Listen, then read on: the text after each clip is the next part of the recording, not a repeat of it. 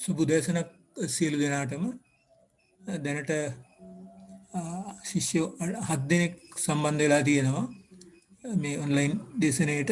මේ පසුගිය සතියේ දේශනයේ යම්සි ගැටලු තියෙනවා නම් අනිත් ශිෂ්‍ය සම්බන්ධ වෙනකන් අපිට කෙටියෙන් ඒක සාකච්ඡා කරන්න පුළුවන්.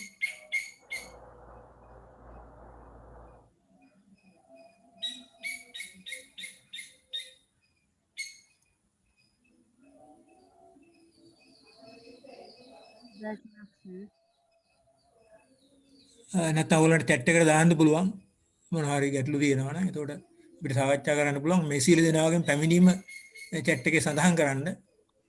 එතකොට පහසුවක් වෙනවා අපිට. සමහර ශිෂ්‍යෝ නමින් නෙමෙයි මේ සමහරලාට මේකට සම්බන්ධ වෙන්නේ. සමහරලාට දුරකථනයේ තොරතුරු තමයි වැටෙන්නේ සමහරලාට සමහර ශිෂ්‍යයන්ගේ. ඒක නිසා නමින් chat එකෙන් සම්බන්ධ වෙන්න ඔයගොල්ලෝ පැමිණීම සටහන් කරගන්න.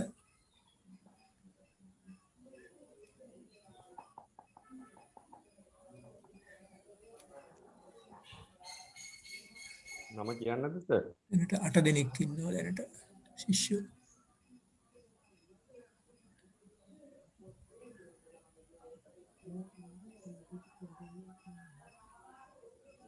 VPP වැලිකන්නගේ ඉන්නවද සර්? VPP වැලිකන්නගේ. ඔව්. වැලිපැන්නගේ. වැලිකන්නගේ මම සර් වැලිකන්නේ. ඉන්නවා. ආ.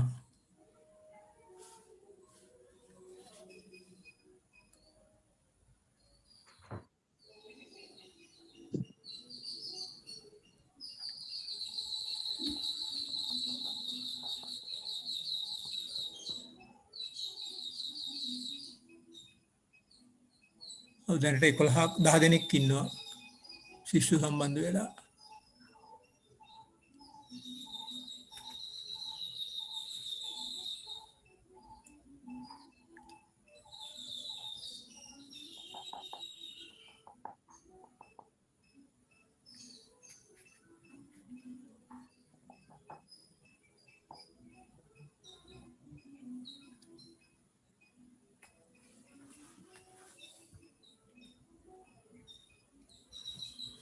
විනාඩි 5ක් ගත වෙලා තියෙනවා. අපි තව විනාඩි 3-4ක් බලමු. මොකද අපේ Zoom කාලයත් අපිට මේ එක් වරකට අපිට විනාඩි 40යි ලැබෙන්නේ. නැවත නැවත අපි ඒ කැඩීම් නැවත සම්බන්ධ කරගන්න වෙනවා අපිට ඊළඟ අවස්ථාවල් වලදී.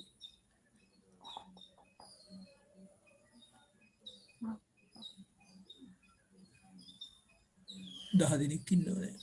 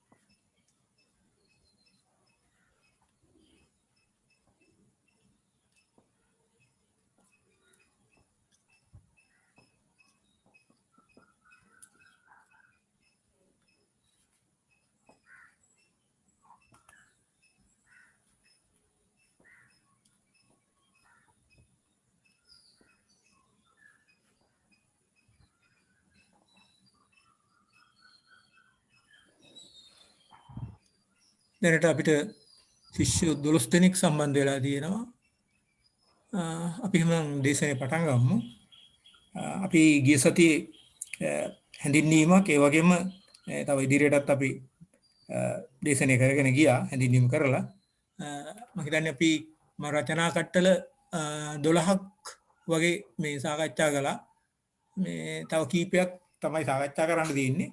ඒ රචනා කට්ටල වලත් යම් ගැටලු තියෙනවා නම් ඕගොල්ලන්ට chat එකක් දාන්න පුළුවන්. එහෙම නැත්නම් මේකෙම මේ ඉදිරිපත් කරන්න පුළුවන්. මොකද සෑහෙන අපිට කාල වේලාවක් තියෙනවා. මොකද මම කලින් කිව්වා වගේ මේකේ අර මේ න්‍යායාත්මක දේශනේ මම ඉදිරිපත් කරන්නේ නැහැ. මොකද මේකට ඕගොල්ලන්ට මේ විභාග ප්‍රශ්න පත්‍රයක් නැහැ. ප්‍රායෝගිකව කරන්න තියෙන දෙයක් තියෙන නිසායි මම මේ ප්‍රසන්ටේෂන් එකක් හදලා ඉදිරිපත් කළේ. අරක මම නෝට් එක ඕගොල්ලන්ට එවන්නම්. ඒක නිකන් කියවලා අවබෝධ කර ගැනීම පමණයි තියෙන්නේ. මොකද විභාග ප්‍රශ්න පත්‍රයක් නැති නිසා මේ ප්‍රායෝගිකව අපි මේ සාකච්ඡා කරන දේ ප්‍රායෝගිකව යොදන්න තමයි තියෙන්නේ. ඒ ගැටලු මතුවෙන ඕනම අවස්ථාවක කලින් කිව්වා වගේ කතා කරලා ඒවා විසඳ ගන්න පුළුවන් අපිට ඕනම අවස්ථාවක. මොකද වැඩේ කරනකොට තමයි ගැටලු මතුවෙන්නේ. ඒක නිසා. එතකොට දැන් මේ මට මතක විදිහට අපි රචනා කට්ටල 12ක් වගේ සාකච්ඡා කළා. තව කීපයයි තියෙන්නේ. එතකොට කොහොමද මම රචනා කට්ටල අන්තිමට ගත්ත දෙකත් අරගෙන සාකච්ඡා කරන්නම්. එතකොට නැවත මතක් වෙන්න පුළුවන් නේ.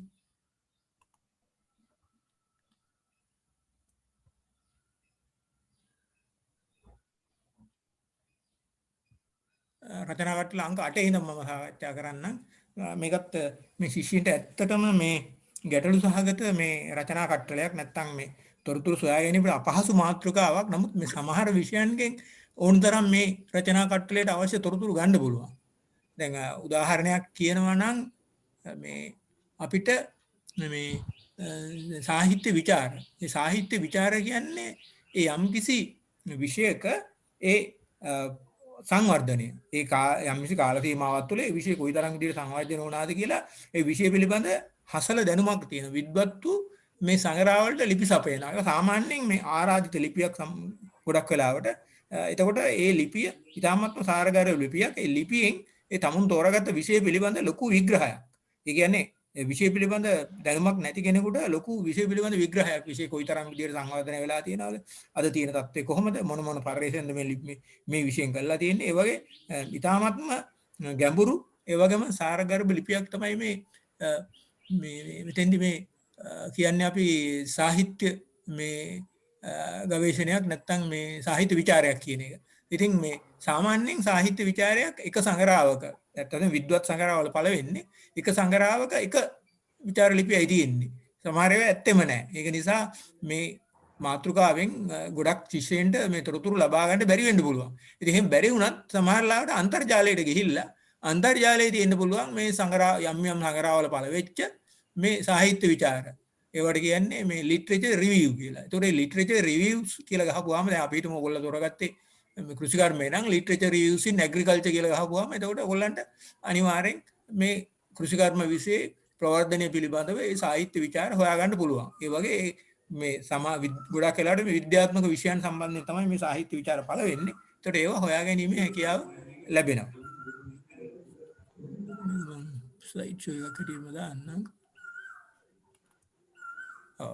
එතකොට දැන් මෙන්න මේ සාහිත්‍ය විචාර ගැන අපි මේ කතා කළේ. එතකොට අපි යනවා ඊළඟ ස්ලයිඩ් එකට. එතකොට මේක පැහැදිලිව කියලා තියෙනවා මොකද සාහිත්‍ය විචාරයක් කියන්නේ කියලා. ඊළඟට මේ සිතියම් හා සිතියම් පොත්. එතකොට මේ ඒ වගේම භූගෝලීය ආර්ථික සංස්කෘතික දේශපාලන ඒ වගේ මේ තොරතුරු වල බෑ. ඒ කියන්නේ මේ සිතියම් පොත් මේවත් තියෙන්නේ යම් විෂයන්ට විතරයි. සමහර සිතියම් ඇත්තම නැති විෂයන් තියෙන්න පුළුවන්. ඉතින් එහෙම වුණොත් අපිට මේ මාතෘකාව වුණත් අතහැරලා දාන්න සිද්ධ වෙනවා. දැන් උදාහරණයක් ඇටියට කෘෂිකර්මය ගත්තාම අනිවාර්යෙන් සිතියම් තියෙනවා.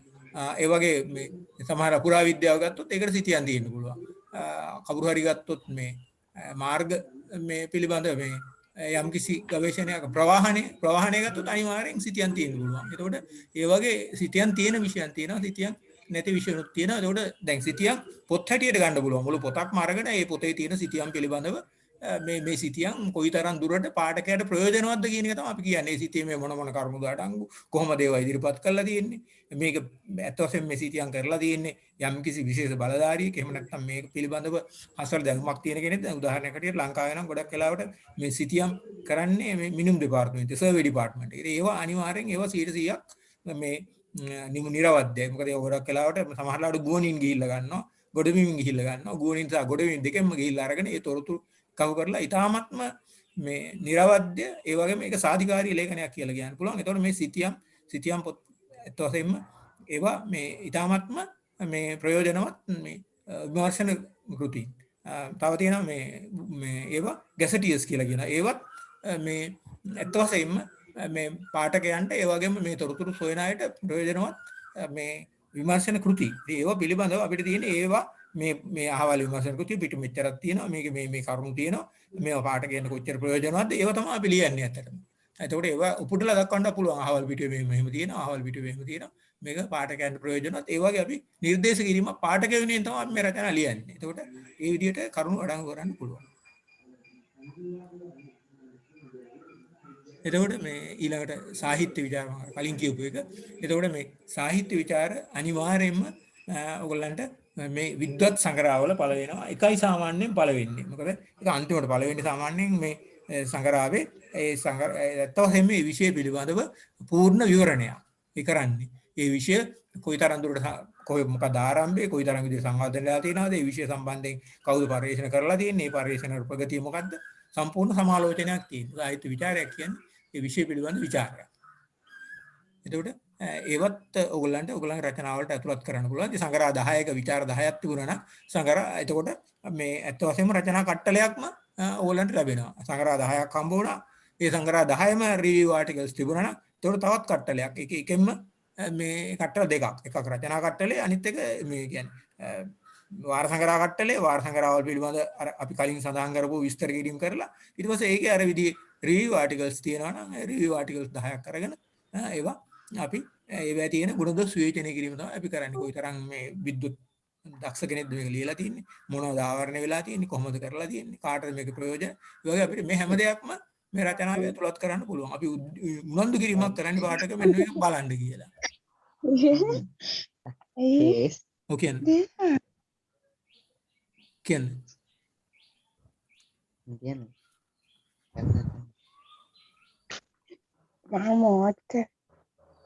ඔව් මොකක් හරි ගැටලුවක් තියෙනවා නම් ඉදිරිපත් කරන්න ඇහෙනව නේද මං කියන දේ ඔව් ගැටලු තියෙනවා නම් ඉදිරිපත් කරන්න නැත්නම් chat එකට දාන්න එතකොට අපි සාකච්ඡා කරන්න පුළුවන් ඒ සියලුම දේවල් අහලා තියෙනවා last week lesson mail කරන්න පුළුවන්ද මම මට email address එක එවන්න මම ඒ සියලු දෙනාට email කරන්නම් මම association එකට යවුවා link එක ඔයාලට එවන්න අද හා කියන්නේ Okay.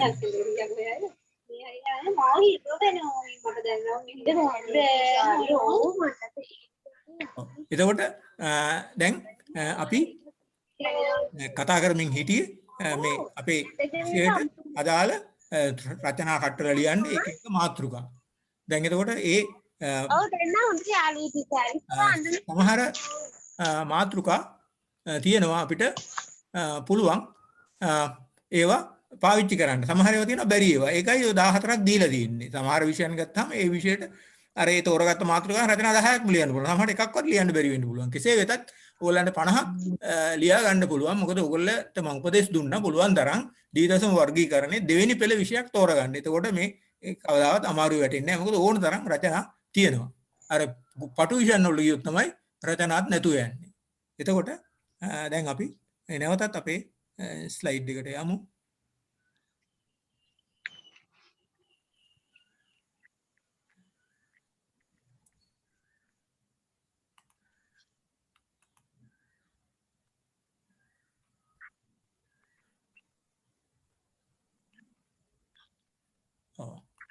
අපි මෙන්න මෙතන සාකච්ඡා කර හිටියේ මොකද්ද කෙලිම ස්ලයිඩ් ෂෝ එකට දාමු from current slide එතකොට මේ අපි සාකච්ඡා කරමින් හිටියේ මේ රිවිව් ආටිකල්ස් නැත්තම් මේ සාහිත්‍ය විචාර තියෙන්නේ මොන මොන සංග්‍රහවලද ඇත්තටම තියෙන්නේ මේ peer reviewed journals ඒ කියන්නේ මේ අත් වශයෙන්ම මේ විද්වත් සංග්‍රහවල ඒ සිංහලෙන් කියන්නේ තුල්‍ය සමාලෝචනය කළ සංග්‍රහාවක්. එතකොට මේ විද්වත් සංග්‍රහවල වල තමයි මේ විදිහේ මේ රිවිව් ආටිකල්ස් එහෙම නැත්නම් මේ සාහිත්‍ය විචාර පළ වෙන්නේ. එතකොට ඔයගොල්ලන්ට මේ ඒවා එහෙම පළ වෙන්නේ නැත්නම් රිවිව් ආටිකල්ස් වෙනම හොයාගන්න පුළුවන්. අන්තර්ජාලයට ගිහිල්ලා review articles on agriculture review articles on journalism පුවත්පත් කලාවේදී විතර තෝරගත්ත විෂය අනුව ඔයගොල්ලන්ට පුළුවන් වෙනවා රචනා සමහරලාට 10ක් වුණත් හොයාගන්න පුළුවන් විෂයන් තියෙනවා. එතකොට ඒ අනුව කටයුතු කරන්න 10ක් හොයාගන්න බැරුව 5ක් හොයාගන්න පුළුවන් වුණත් 5 ලියලා තියාගන්න. මොකද තවත් එකකින් 5ක් හොයාගත්තොත් ඒ දෙක එක්කව කරලා ඔයගොල්ලන්ට රචනා දෙකක් සම්බන්ධ කරලා කම්බයින් මේ සෙට් එකක් හැටියට දාන්න පුළුවන්. 10 එකතු කරලා හදා ගන්න පුළුවන්. ඒ විදිහට කටයුතු කරන්න. එතකොට මේ මන්ට හොරේ අම්මා ඇවිල්ලා වගේ. අම්මයි හදන්න වගේ වුණා අම්මා. හරි ගියා. මීළඟ රචනා කට්ටලේ. එනම් මේ නවවෙනි රචනා කට්ටලේ තොරතුරු පද්ධති හා ජාල. දැන් මෙතෙන්දි මේ මට කියන්න පුළුවන් විශේෂම දෙයක් තියෙනවා. මොකද දැන් යම් විෂයන්ගෙන් තියෙන මේ තොරතුරු ඉතාමත් මේ සංකීර්ණ හා මේ දරා ගන්න බැරි තරම් විශාල මේ තොරතුරු යම් මේ විෂයන්ගෙන් මේ නැවත බිහි වෙනවා. දැන් උදාහරණයක් මෑතකදී මේ කොරෝනා වෛරස් එක ආවයන් පස්සේ ඒ පිළිබඳ තොරතුරු විශාල ප්‍රමාණයක් මේ අලුතෙන් බිහි වෙනවා. මේ අද තියෙන තොරතුරු නෙවෙයි සමහරට ඒක වෙනස් වෙලා අලුතෙන් තොරතුරු බිහි වෙනවා. ඉතින් මේ තොරතුරු බිහි වෙන එක අත් වශයෙන්ම හරියට පරිපාලනය කළේ නැත්නම් වෙන්නේ මේ ඒ තොරතුරු ලබා ගන්න අයට වැරදි තොරතුරු යන්නේ. ඉතින් මේ තොරතුරු කවුරු හරි කෙනෙක් පරිපාලනය කරන්න ඕන. නැත්නම් අධීක්ෂණය කරන්න ඕන. ඉතින් ඒ සඳහා කැපවෙච්ච විද්වත් මණ්ඩල නැත්නම් පුද්ගලයෝ ආයතන ඒ සඳහා මැදිහත් වෙලා ඒ සඳහා ඒගොල්ලෝ තොරතුරු පද්ධති සකස් කරලා තියෙනවා. දැන් උදාහරණයක් විදිහට අපිට මේ ගන්න පුළුවන් මේ වෛද්‍ය විද්‍යාව ගත්තොත් වෛද්‍ය විද්‍යාවේ මේ අන්තර්ජාලයට ගිහින් මොනවද තියෙන තොරතුරු පද්ධති මේ ඉන්ෆර්මේෂන් සිස්ටම්ස් කියලා ගැහුවාම රාශියක් එයි. මට උදාහරණයක් කියන්න පුළුවන් ක්ලිනිකල් කී කියන එක. දැන් ක්ලිනිකල් කී කියන්නේ ඇත්තටම වෛද්‍ය විද්‍යාවේ තොරතුරු පද්ධතියක්. දැන් මේ ක්ලිනිකල් කී එකේ තියෙන වටිනාකම මේ ඒකට මේ ඔයගලන්ට මේ ට්‍රයල් පීරියඩ් එකක් නැත්තම් කෙටි කාලයකට ඕනනම් ඇතුල් වෙලා බලන්න පුළුවන්. ඒකේ වෛද්‍යවරුන්ට මේකේ තියෙන වටිනාකම අසීමිතයි. දැන් උදාහරණයක් හැටියට යම්කිසි වෛද්‍යවරයෙකුට එනවා යම්කිසි රෝගයක් පිළිබඳව ඒ වෛද්‍යවරයා ඒ රෝගය ගැන අහලවත් නැහැ, දැකලවත් නැහැ. ඊට පස්සේ සමහර ලාවට මේ සායනයට එනවා. වෛද්‍යවරයාට පුළුවන් අපි හිතමු සමේ රෝගයක් කියලා. කෙලින්ම ඒ පුද්ගලයාගේ ඒ සමේ මේ ඡායාරූපයක් ගන්නවා. අරගෙන අර ක්ලිනිකල් කීයකට දානවා. දැම්මහම මේ කෙලින්ම අර මොකද්ද මේ රෝගය කියන එක ක්ලිනිකල් කීයක හඳුනා ගන්නවා. හඳුනාගෙන ප්‍රතිකාර කරන විදිය, ඒවා පරිස්සම් වෙන විදිය හැම දෙයක්ම මේ ක්ලිනිකල් කීයකේ තියෙනවා. බලන්න මොන තරම් වටිනා තොරතුරු පද්ධතියක්ද කියලා. ඒ කියන්නේ යම්කිසි අපිට මේ තාක්ෂණික දැනුම තියෙනවා නම් මේ සමහර වෙලාවට මේ විෂය පිළිබඳ දැනුම අල්ප වුණත් තාක්ෂණික දැනුම තියෙනවා නම් අපිට අරක හරියට මෙහෙවන්න පුළුවන්. අන්න ඒකයි තොරතුරු පද්ධතිය වල තියෙන වටිනාකම. එතකොට දැන් මේ අපිට පුළුවන් ඒ වගේම මේ තොරතුරු නොයෙක් තැන් වලින් නොයෙක් විදිහට බිහි වෙනවා. එතකොට ඒ කට්ටිය අතර සම්බන්ධතාවයක් ඇති කරගන්න. ඒ සම්බන්ධතාවය කියනවා ජාලය. දැන් උදාහරණයක් ඇටියට වෛද්‍ය ක්ෂේත්‍රයේ මේ ලංකාවේ තියෙන පුස්තකාල මේ 40 ගාණක් එකතු වෙලා ජාලයක් හදාගෙන තියෙනවා. එතකොට යම්කිසි පුස්තකාලයක යම්කිසි තොරතුරක් තියෙනවා නම් අර 40ෙම තියෙනවා වගේ තමයි. මොකද ඕනෑම ඉල්ලුපු අවස්ථාවක අර මේ තොරතුරු දෙන්න සැදී පැහැදී ඉන්නවා අර සමාජික පුස්තකාලය. මේකයි මේ ජාලවල වටිනාකම.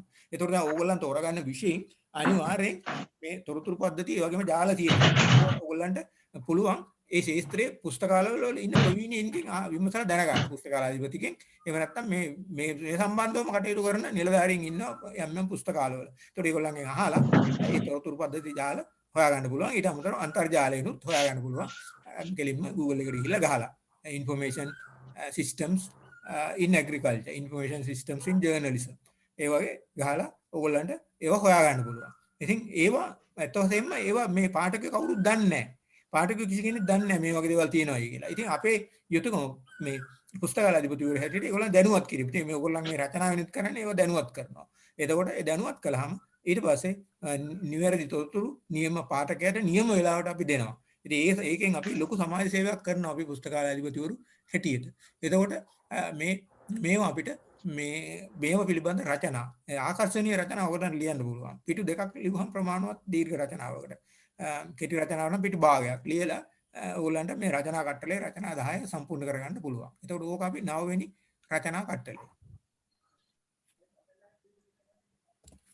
එතකොට මේ ඊළඟ රචනා කට්ටලේ ඔබ තෝරාගත් විශේෂ අදාළ තොරතුරු පද්ධතිය අදාළන්නේ. එතකොට අපි ඒ මොන තොරතුරුද අපි දක්වන්න ඕනේ. තොරතුරු පද්ධතිය නම් ඒක ආරම්භ කළේ මොන වර්ෂයේද? ඒක පවත්වාගෙන යන මධ්‍යස්ථානයක්. ඒ කියන්නේ මේකට ප්‍රමුඛ වෙච්ච ආයතනයක් තියෙනවානේ. ඒකට කියන්නේ focal point කියලා. ඒ focal point එක. එතකොට මොනවද ඒකට සහභාගී වෙන ආයතන? ආයතන 50ක් තියෙන්න පුළුවන්, 25ක් තියෙන්න පුළුවන්. නම් වශයෙන් සියල්ලම ලියන්න අමාරු නම් මෙන්න මෙවැනි ආයතන කියලා කීපයක් දාන්න පුළුවන්. එතකොට මොනවද ඒවා තියෙන සම්පත් වර්ග? දැන් සමහර ඒවා තියෙන්න පුළුවන් පොත් පමණයි. ඒ කියන්නේ e-books. සමහර ඒවා තියෙන්න පුළුවන් මේ articles.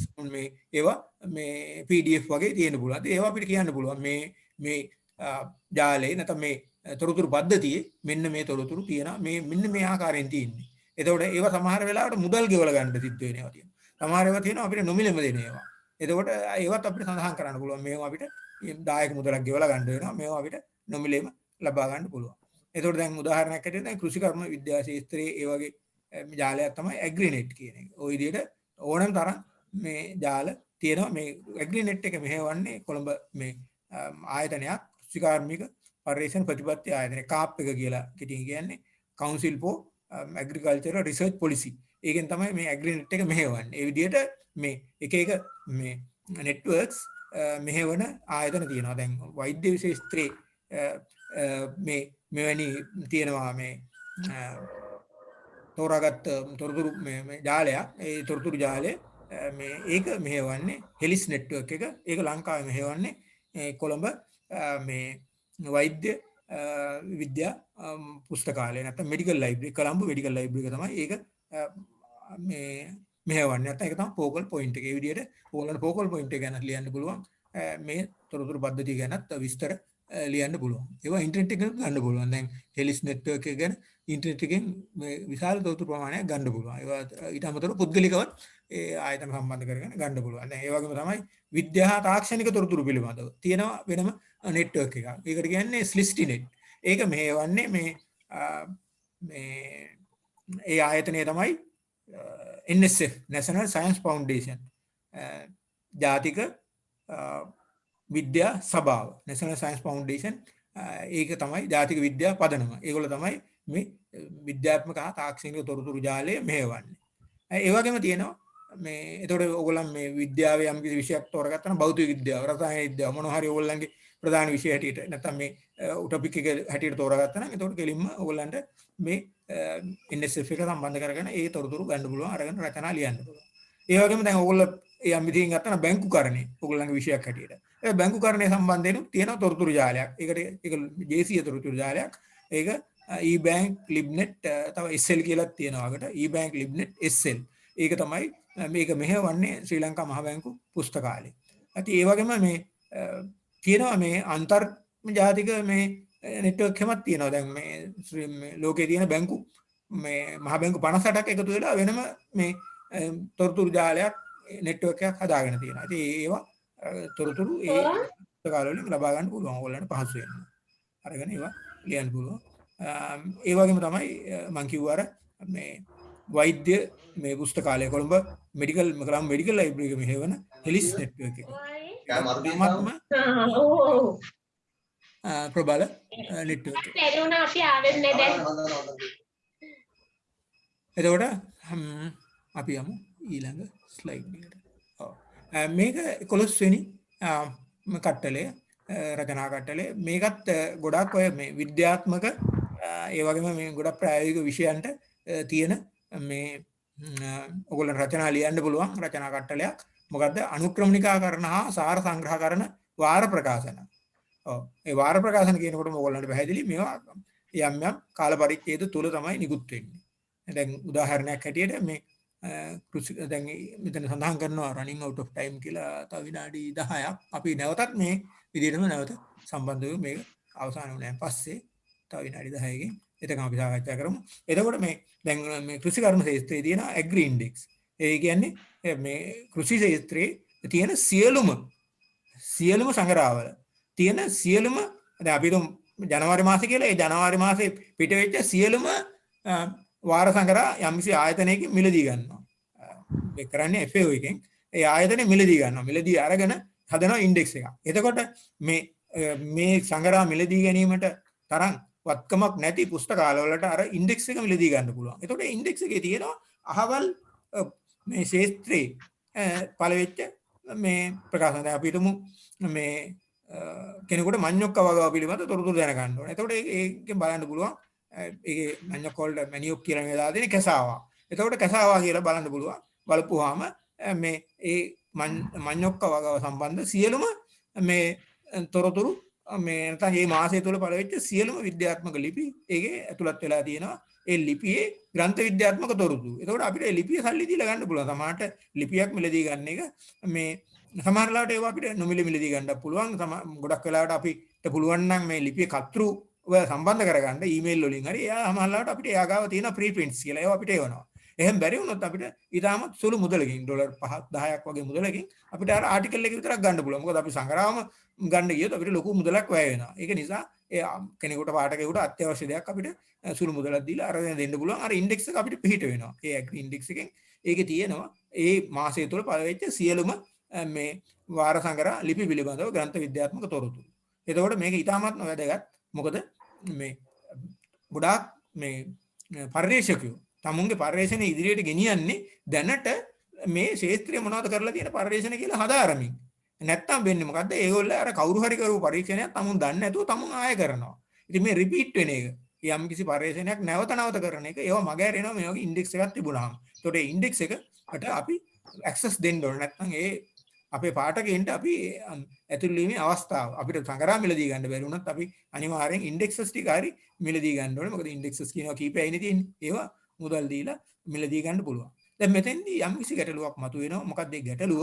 අර මේ තියෙන ඉන්ඩෙක්ස් එකේ අර සංග්‍රහ ලිපියේ ග්‍රන්ථ විද්‍යාත්මක තොරතුරු පමණයි. නමුත් ඒ ලිපිය ගැන කිසිම දෙයක් සඳහන් වෙන්නේ නැහැ.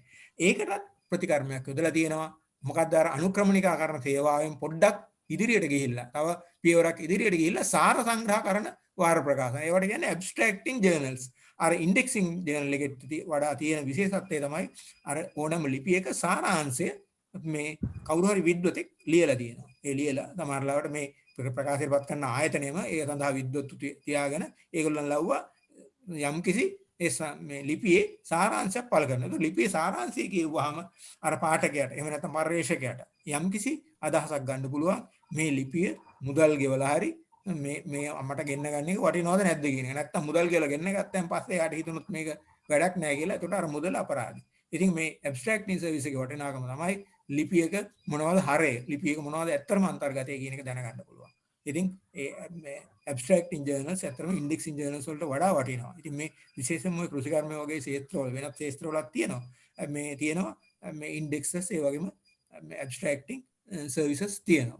බලමු මොනවද ඒවා තියෙන්නේ කියලා. ඔව්. දැන් උදාහරණයක් ඇටියට ගත්තොත් මේ රසායන විද්‍යාව. දැන් රසායන විද්‍යාව ක්ෂේත්‍රයේ මේ හරියට මේ අලුතින් පර්යේෂණ කරනවා. ඉතින් ඒ පර්යේෂණ මුළු ලෝකෙම දැනගන්න ඕනේ. එහෙම දැනගත්තේ නැත්නම් වෙන්නේ ලංකාවේ කරන එක්කෙනා පර්යේෂණෙම ඉන්දියාවේ එක්කෙනත් කරනවා, රුසියාවේ එක්කෙනත් කරනවා. නමුත් මෙහෙම ඇබ්ස්ට්‍රැක්ට් සර්විස් එකක් තියෙනකොට අරගොල්ලෝ ඒව බලලා ඊට පස්සේ යම් පියවරක් වෙනස් කරලා හරි යම් තවත් ඉදිරියට ගිහිල්ලා තමයි පර්යේෂණය කරන්නේ. අතන අර පර්යේෂණෙම පල්ලෙවි ඉන්නේ නැහැ. ඉතින් මේ කෙමිකල් නැත්නම් මේ රසායන විද්‍යා ශාස්ත්‍රයේ කෙමිකල් ඇබ්ස්ට්‍රැක්ට් එක ඉතාමත්ම වටිනවා. මොකද මේ මුළු ශාස්ත්‍රෙම ආවරණය වෙනවා. ඒ ලෝකේ කොහේ හරි මේ රසායන විද්‍යාව පිළිබඳ ලිපියක් පළ වුණොත් සමහරවිට ඉංග්‍රීසි භාෂාවෙන් වෙන්න පුළුවන්, වෙනත් භාෂාවකින් හරි පළ වෙනවා. ඒගොල්ලෝ ඇතුල් කරනවා. ඒව ඉංග්‍රීසි පරිවර්තනයත් එක්ක ඇතුල් කරනවා. ඒකට හරිම ප්‍රයෝජනයි. ඒ වගේම තමයි මේ ජීව විද්‍යාංශය. ජීව විද්‍යාංශයේ තියෙන බයොලොජිකල් ඇබ්ස්ට්‍රැක්ට්. ඉතින් මේවා ඇත්ත වශයෙන්ම මේවා පළ කරන්න මේ මුද්‍රිතව ප්‍රකාශන පළ කරන්න ගියන් පස්සේ දිගටම අන්තිමට මේ ප්‍රකාශකයන්ටත් ලොකු හිසරදයක් වුණා මේ වැඩේ කරන්න. ඊට පස්සේ දැන් ඒගොල්ලෝ ක්‍රමයක් දාලා තියෙනවා අන්තර්ජාලය හරහා මේ ඇබ්ස්ට්‍රැක්ට් වල PCM හැකියාව. ඒගොල්ලෝ නවත්තලා තියෙනවා මුද්‍රිත ප්‍රකාශන. අපිට එතකොට අන්තර්ජාලයෙන් ඒකට මුදල් ගෙවලා අපිට ඔන්ලයින් කෙලින්ම ඇක්සස් වෙන්න පුළුවන්. නැත්නම් මේ මාර්ගගත ක්‍රමයට මේ පරිගණකයේ හරහා මේ ඇබ්ස්ට්‍රැක්ට් සර්විස් වලට ඇතුල් වෙලා ඒ තොරතුරු අපිට ගන්න පුළුවන්. ඒක මේ අතින් ඉතාමත්ම වටිනවා මේ indexing services කියන ඒවායි abstracting services දෙකම. විශේෂයෙන්ම ඔය පර්යේෂණ සිදු කරන විෂයන් වලදී. එතකොට විෂය ප්‍රගතිය අපි දැනගන්න පුළුවන්. එතකොට දැන් අපි ඔය කතා කරේ අපිට නුහුරු ශාස්ත්‍රනේ. දැන් අපිට හුරු ශාස්ත්‍රය මොකද්ද? පුස්තකාල විද්‍යාව. දැන් පුස්තකාල විද්‍යාවෙත් ඔයගේ තියෙනවා abstracting service එකක්. සාර සංග්‍රහ කරන සේවාවක්. ඒකට කියන්නේ ලීසා කියලා. ලීසා කියන්නේ කෙටි නම Library and Information Science Abstract. දැන් ඕගොල්ලන් ඉදිරියට මේ ප්‍රවීණ පුස්තකාලාධිපතිවරු වුණාම අනිවාර්යෙන් ඕගොල්ලෝ මේ ආටිකල්ස් ලියන්න වෙනවා. නැත්තම් ලිපි ලියන්න වෙනවා. ලිපි ලියලා විද්වත් සංග්‍රහවල වලට යවන්න වෙනවා. එතකොට තමයි ඔබේ පැවැත්ම තියෙන්නේ. ඔබ මුකුත් කරන්නේ නැත්නම් ඔබ නිකන් අර මේ පොත් බලා ගන්න පුස්තකාලාධිපති කෙනෙක් බවට පත් වෙනවා. නිකන් පුස්තකාල බාරකරුවෙක් වෙන්නේ ඔබ. නමුත් ඔබ ප්‍රවීණ පුස්තකාලාධිපති කෙනෙක් නම් ඔබ සංග්‍රහ ලිපි ලියන්න ඕනේ. ලිපි ලියන්න නම් මෙන්න මෙයා තමයි උදව් වෙන්නේ. කවුද? Library and Information Science Abstract. ඒක හරහා ඔයගොල්ලන්ට පුළුවන් දැනට ඔයගොල්ලන් තෝරාගත්ත ක්ෂේත්‍රයක දැන් මොකක්ද ප්‍රගතිය කියලා බලන්න. අපි හිතමු මේ මොකක් හරි මේ විෂයක් ඔයගොල්ලෝ. අපි හිතමු මේ ඩිවිදසම් වර්ගීකරණය පිළිබඳව දැන් කවුරු හරි වලට සමාලෝචනයක් කරන්න ඕනේ. එතකොට මොකක් හරි මේ සම්බන්ධයි. එතකොට ඔයගොල්ලන්ට මේ Library and Information Science Abstract එකට ගිහිල්ලා බලන්න පුළුවන් ඩිවි සම්බන්ධයෙන් කවුරුක පරිශන කරලා තියෙන්නේ. මොන මට්ටමේද තියෙන්නේ. එතකොට දැන් සමහර ලාවට අර පුද්ගලයා එළියපු ලිපි පුද්ගලයා අන්තිමට දානවා මම මෙන්න මේ පරිශනේ මෙන්න මේ මට්ටම දක්වා කළා. මෙතනින් එහාට මෙන්න මෙහෙම කරන්න පුළුවන්. අන්න එතකොට ඒ කොන අල්ලගෙන ඕගොල්ලන්ට තව ඉස්සරහට යන්න පුළුවන්. ඒකයි මේ abstract service වල තියෙන වටිනාකම. මොකද මේ යම්කිසි ලිපියක් ලියපගෙනා ඒ ලිපිය අවසානයේදී කියනවා එයා නවත්තපු තැන. එතකොට ඒ නවත්තපු තැන ඉඳලා ඉදිරියට ගෙනියන්න පුළුවන් ඕගොල්ලන්ට. ඒක නිසා ඔයගොල්ලෝ විද්වතුන් වුණාම මේවා අනිවාර්යෙන් පාවිච්චි කරන්න මේ ශාස්ත්‍රයේ ප්‍රගතිය සඳහා. එතකොට මේ සඳහා ඔයගොල්ලන්ට නොමිලේම පහසුකම් දෙනවා කවුද? ජාතික පුස්තකාලය වලට ගිහින් ජාතික පුස්තකාලයට ගිහිල්ලා ඒ පරිගණක අංශයට ගිහිල්ලා කිව්වා මට ලීසා එකට සම්බන්ධ වෙන්න ඕනේ කියලා. මොකද ඒගොල්ලන්ට print copies එන්නේ නැහැ. print copies එන්නේ නැහැ. කෙලින්ම ඒගොල්ලන්ගේ පරිගණකයේ හරහා මාර්ගගතව මේකට ඇතුල් වෙන්න පුළුවන් ලීසා එකට. ඇතුල් වෙලා මේ ශාස්ත්‍රයේ අලුත්ම තොරතුරු ඕගොල්ලන්ට දැනගන්න පුළුවන්. ඉතින් ඒ තොරතුරු දැනගෙන ඕගොල්ලන්ට ඉස්සරහට යන්න පුළුවන් තව ඉස්සරහට. ඉතින් ඕගොල්ලෝ පුස්තකාල විද්‍යාව තෝරගත්තොත් ඕගොල්ලන්ගේ මේ එසේ ටොපික් එකට අනිවාර්යයෙන් මේ ලීසා එක ගැන ලියන්න වෙනවා. මොකද ඒක ඉතාමත් වටිනා මේ විමර්ශන කෘතියක් නෙමෙයි අතරම විමර්ශන සංග්‍රහයක්. ලිඛිත එකක් නෙමෙයි විමර්ශන සංග්‍රහයක්. ඒ විමර්ශන සංග්‍රහය ඕගොල්ලන් අනිවාර්යෙන් ලියන්න වෙනවා. එතකොට මේ මීළඟ රචනා කට්ටලය මේක 12 වෙනි රචනා කට්ටලය. ඒ විෂය පිළිබඳව තියෙන විශේෂ වර්ගීකරණ ක්‍රම. එතකොට මේකත් සමහරවිට මේ ශිෂ්‍යයෝ මේ පටලවා ගන්නවා. මේ ළඟදී ශිෂ්‍යෙක් ඇහුවා මේ එයා මේ නර්සින් අරගෙන තින්නේ මේ වර්ගීකරණයට එයා අහනවා මේ නර්ස්ලා වර්ගීකරණ එක එහෙම නැත්නම් වෛද්‍ය ශාස්ත්‍රය වර්ගීකරණ එක ගන්න බැරිද කියලා. බෑ. ගන්න තියෙන්නේ විෂය වර්ගීකරණ. විෂය වර්ගීකරණය කියන්නේ ඒ විෂය වර්ගීකරණ කියන්නේ එතන දිවි දශම වර්ගීකරණය, එතකොට විශ්ව දශම වර්ගීකරණය, කෝලන් වර්ගය, ලයිබ්‍රරි ඔෆ් කොංග්‍රස් මේවා තමයි. අන්න ඒවට අමතරව යම් තෝරාගත්ත විෂයන් සඳහා ඒ විෂය ප්‍රවීණය හදලා තියෙනවා වර්ගීකරණ ක්‍රම. මොකද ඩිවි එකෙන් මේ වෛද්‍ය විද්‍යාවේ සියලුම විෂයන් ආවරණය වෙන්නේ නැහැ. ඩිවිට එක කරන්න පුළුවන් වැඩක් නෙමෙයි. ඩිවි වෛද්‍ය මේ ශාස්ත්‍රීය විශේෂඥයෙක් නෙමෙයි. දැන් ඉන්න මණ්ඩලයේ වුණත් එහෙම හරියට කරලා නැහැ. මේ ඊටමත් පුළුල් විදිහට. නමුත් මේ මෑතකදී යම්සි දෙයක් කළා තියෙනවා. ඉතින් ඒවා දැනගන්න වෙන්නේ ඒ අදාළ ශාස්ත්‍රීය පුස්තකාලය විතුරුන්ගෙන්. ඒවා සමහරට අපිට ලිඛිතව හොයන්න බැරි වෙන්න පුළුවන්. මොකද ඒ අදාළ ශාස්ත්‍රීය පුස්තකාලයාධිපති එහෙම නැත්නම් වර්ගීකරණ අංශයේ පුස්තකාලයාධිපතිගෙන් ඇහුවොත් මේ ඕගොල්ලන්ගේ ක්ෂේත්‍රයේ මොනවා හරි මේ විශේෂිත වර්ගීකරණ ක්‍රමයක් මේ DVUDC ආරෙන්න මොනවා හරි විශේෂිත වර්ගීකරණ ක්‍රමයක් තියෙනවද කියලා. අන්න එහෙම එකක් මාත් හොයාගත්තා. මොකද්ද මම මේ වෛද්‍ය ශාස්ත්‍රයේ පුස්තකාලයක වැඩ කරපු නිසා මට ඒ අවස්ථාව ලැබුණා. මොකද්ද වෛද්‍ය ශාස්ත්‍රයේ විශේෂ වර්ගීකරණ ක්‍රමයක් එංගලන්තයේ ජාතික වෛද්‍ය පුස්තකාලය මෑතකදී නිර්මාණය කළා. ඒකට කියන්නේ National Library of Medicine. ඉතින් ඒ ස්කීම් එකට නැත්නම් ඒ වර්ගීකරණ ක්‍රමයට දාලා තියෙන්නේ NLM classification system. ඔයගොල්ලන්ට ඕනනම් ඉන්ටර්නෙට් එකේ ගිහිල්ලා මේක Google එකේ ගහපුවාම මුළු ස්කීම් එකම ඔයගොල්ලන් ඩවුන්ලෝඩ් කරගන්න පුළුවන්. ඉතින් ඒ අනුව ඔයගොල්ලන්ට වෛද්‍ය විද්‍යාව ඔයගොල්ලෝ තෝරාගත්තොත් ඔයගොල්ලන්ගේ මේ රචනා ටොපික් එක හැටියට අනිවාර්යෙන් මේක ගැන ලියන්න වෙනවා. මොකද මේක ඉතාමත්ම වටිනා දෙයක්.